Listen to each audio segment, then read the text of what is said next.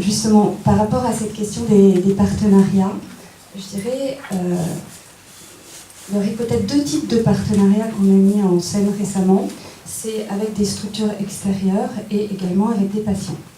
Et ce qui s'est passé en lien avec donc l'association aussi France Parkinson qui nous a aidé à former des patients ressources qui sont venus intervenir dans notre programme.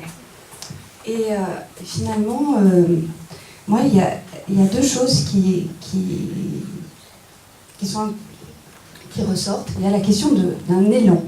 C'est-à-dire finalement, dans ces partenariats, il y a une sorte de renouvellement, de créativité, de quelque chose de très positif qui émerge avec des choses qu'on n'avait pas imaginées nécessairement à l'avance et qui se déploient.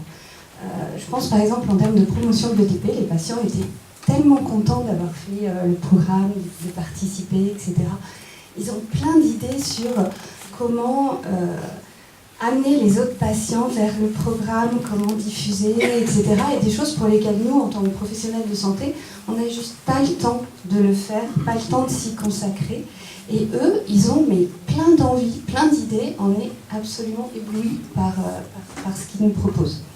Voilà. Et puis après, c'est l'autre question par rapport aux professionnels. Là, c'est plus quand on a des partenariats avec d'autres structures, c'est plutôt la question de la complémentarité qui est au premier plan. C'est-à-dire que finalement, les autres structures nous apportent ce que nous, en interne, on n'a pas nécessairement la ressource pour déployer. Et c'est peut-être ça qui est au premier plan. Et avec tout ce que vous avez souligné ensuite, cette nécessité de réitération, de se mettre d'accord, que le projet reste cohérent pour tout le monde au fur et à mesure de son déploiement.